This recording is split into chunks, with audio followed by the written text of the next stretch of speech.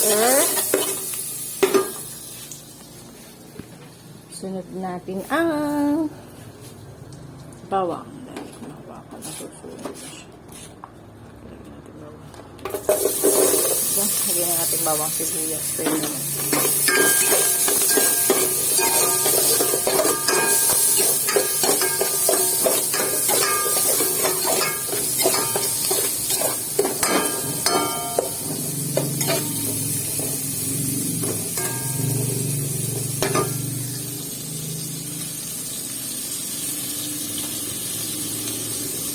Natin ang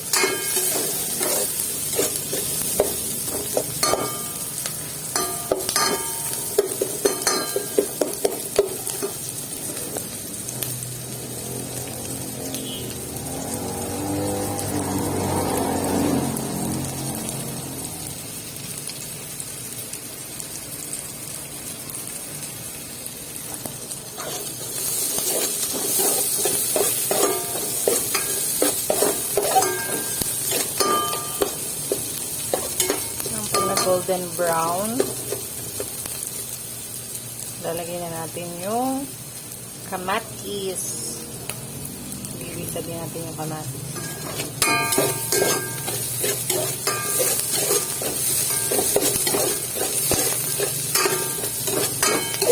Ayan. Pwede na natin ilagay yung kamatis. 3 buo lang. Kaya sa inyo kaya ito na madami.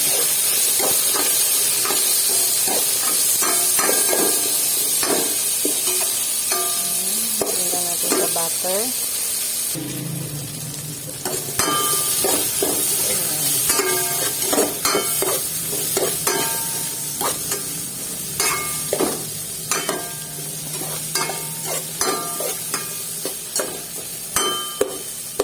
Susunod natin ang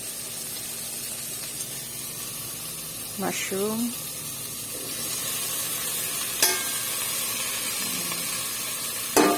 Maraming mushroom, mas masarap.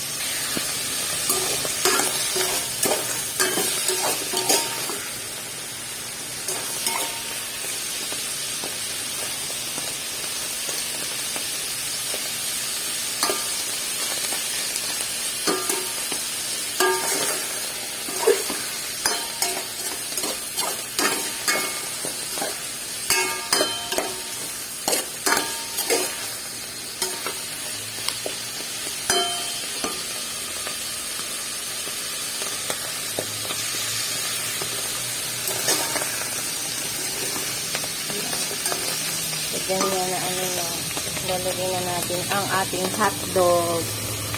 Yan. Depende sa inyo kung gusto niyo lagyan ng hotdog.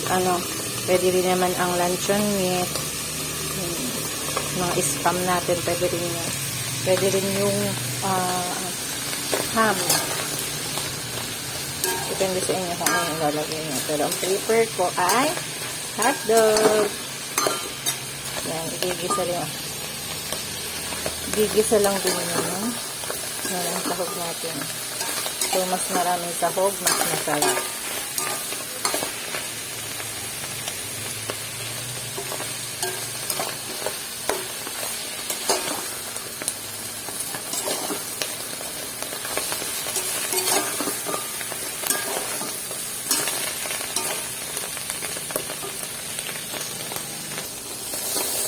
Yan. So, ganyan na. Pwede nyo nang ilagay dyan yung ating.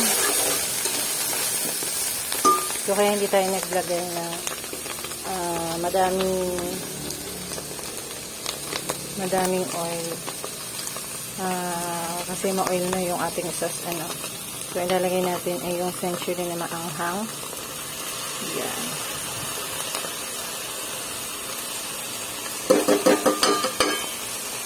Haluin lang din. Then, ang isa kong na dito ay yung mga pampalasa niya. So, ang nilalagay ko lang dito, hindi na ako naglalagay ng asin. Ang nilalagay ko na lang dito ay yung lard cubes. Itong lard cubes. Kahit anong lard cubes, ano yung available nyo. So, kahit beef or pork. Then, itinabi ko yung sabaw nito. So, pwede nyo siyang, yun ang isabaw nyo. Ito ang nilalagay ko. Nor pork yan. Para maging malata. So, yun ang maglalagay ng kung ano-ano dyan. So, lalagyan ko ng paminta. Paminta.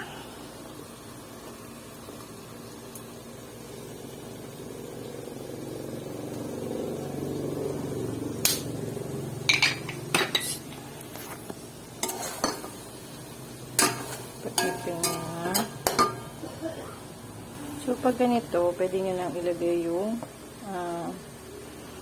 sabaw ng ating mushroom. Yeah.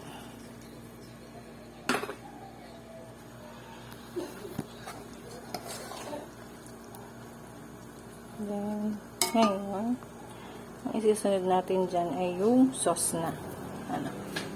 Sauce na ng Clara Olay. Baka naman. So, red pesto ang gamit natin. So, sa pasta ito.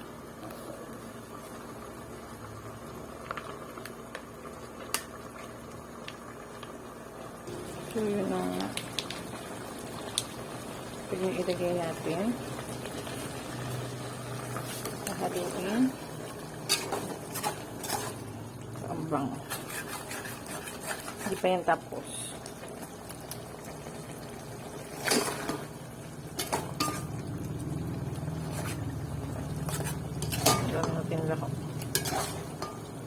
Yung sauce ng 1 kilo natin. So, lalagyan natin ng cheese pero kaunti lang. Pero naglalagay muna tayo ng condense. No? Kahit anong condense. So, ilalagay ito.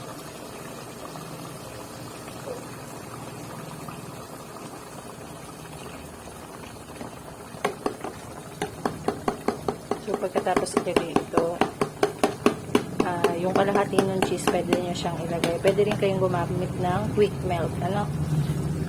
Konting quick melt, pwede nyo ihalo dyan. So, hindi lang ako nakabili ng quick melt na cheese. Pero masarap siya dun. So, ganyan na, creamy na siya. Pwedeng wala naman itong all-purpose na ganun, pero mas creamy kasi pag may ganun. So, ito yung kalahati ng cheese. Hati-hatiin ko lang to, then ilalagay na natin dito. So, ito na siya. Yan ang magsisilbing creaminess.